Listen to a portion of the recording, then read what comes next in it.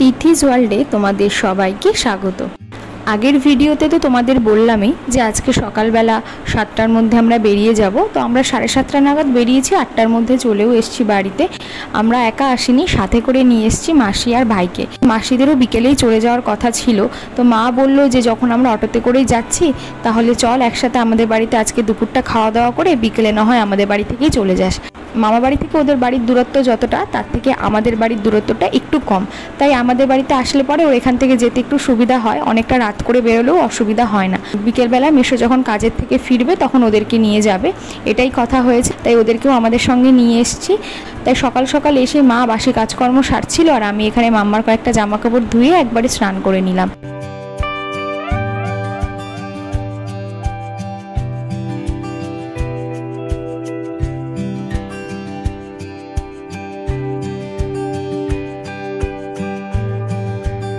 আর আমরা আসার আগেই বাবার বাজার করা হয়ে গেছিলো, সেই জন্য আজকে আর বেশি কিছু রান্না করতে পারিনি। মা কাটা মাছ ছিল, কাটা মাছের ঝোল, আর মেয়ের জন্য এখানে একটু মাছের ঝোল বসিয়ে দিয়েছে, তার সাথে কিছুটা মাছের ডিম ছিল, তা আমি এখানে একটু মাছের ডিমের বড়া করে নিলাম।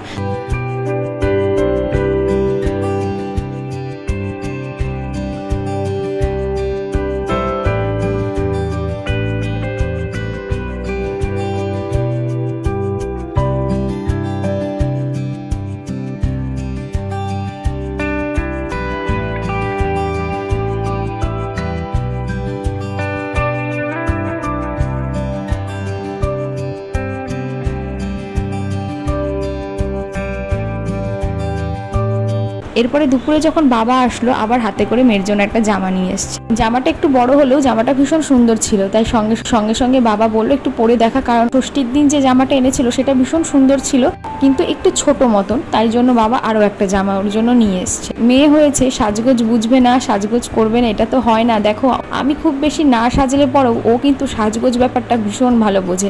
যখনই নতুন জামা পরিয়ে দিয়েছে অমনি নিজে নিজেই দৌড়ে এসে আয়নার সামনে কীরকম করছে দেখো। আমি সেই জন্য ওর হাতে একটা লিপস্টিক দিলাম আর সঙ্গে সঙ্গে কিরকম ঠোঁটে লাগিয়ে নিচ্ছে। ওকে কিন্তু আমি কোনো দিন শেখাইনি এটা কোথায় লাগায়, ও হয়তো কম বেশি এগুলো সবই লক্ষ্য করে, না হলে কি করেই বা বুঝবে।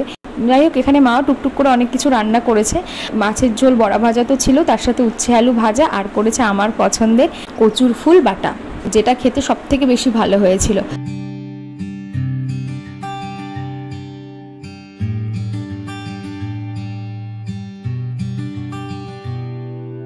বিকাল হতেই মা চা করলো, চা খাচ্ছিলাম। আর এরপরে মাসিদের চলে যাওয়ার কথা তো ছিল, কিন্তু আমি আর যেতে দিইনি, জোর করেই বললাম আমি যখন এতদিন পর এসছি আজকের রাতটা একটু থেকেই যা, মেশোকে ফোন করে বলে দে যে কালকে আসতে। ও তো থাকতে চাইছিল না, কারণ ভাইয়েরও একটু পড়াশোনার চাপ আছে, তবুও আমি জোর করাতে আজকে রাত্রিটা ও থেকেই গেল, কালকে মেশো ওদের নিয়ে যাবে। তাই বিকেলের দিকে সবাই একটু ছাদেই ঘুরছিলাম, কারণ যা প্রচণ্ড গরম, ছাদেই একটু হাওয়া পেয়েছি বলে ছাদেই ঘুরে বেরিয়েছি।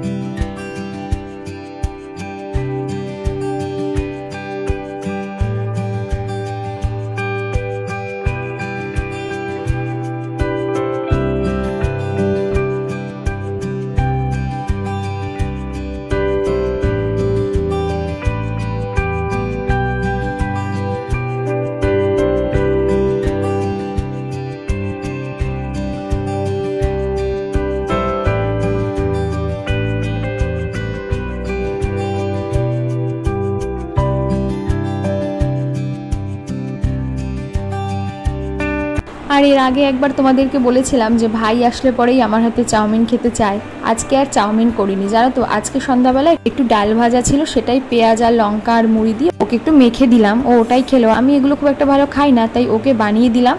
আর মাংস এনেছিল বাবা রাতের বেলা, যেহেতু দুপুরবেলা বাজার করতে পারিনি, তাই রাত্রিরে করব মাংস। তাই ওকে জিজ্ঞাসা করলাম কি দিয়ে মাংস খাবি, রুটি দিয়ে না লুচি দিয়ে খাবি, তো ও বললো যে আমি পরোটা খাবো।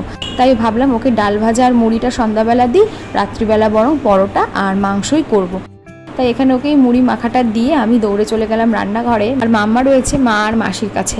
আমার এই একটা সুবিধা যে ও বাড়িতে থাকলে পরে বাড়ির অন্যান্য সদস্যদের সাথে থাকলে আমাকে ওর আর প্রয়োজন হয় না। তাই যখন কোনো কাজ বাজের দরকার হয় তখন ওকে কারোর কাছে রেখে দিয়ে আমি করতে পারি। যদিও এখন সেটা বেশিক্ষণের জন্য না, একটু বেশি সময় না দেখতে পারলে পরেই তখন আবার বায়না করে। তাই আমি রান্নাঘরে এসে সব গোছাতে গোছাতে ও বায়না শুরু করলো বলে মা আর মাসি আবার ওকে নিয়ে রান্নাঘরেই চলে আসলো।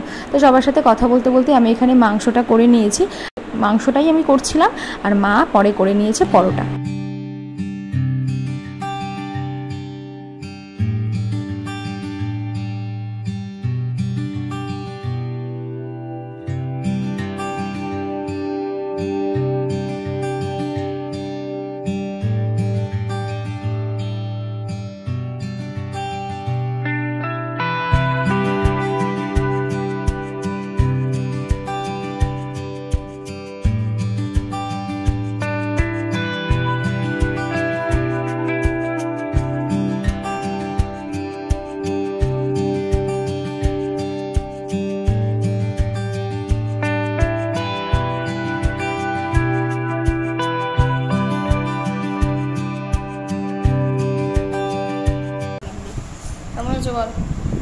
অসম্ভব। এই যদি আপনারা খাবার খান, এই খাবার খেয়ে আপনারা মুগ্ধ হয়ে যাবেন, আমার গ্যারান্টি।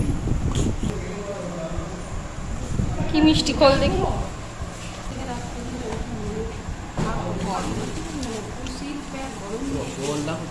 ওকে একটা দে, কালো মিষ্টি আনতে বলেছি, দে, নিকুতি নিয়ে চলে এসছে।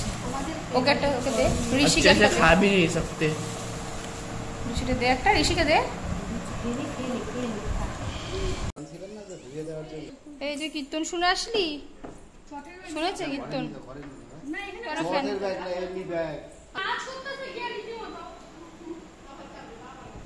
এই তুই নাচ করেছিস কীর্তনে গিয়ে?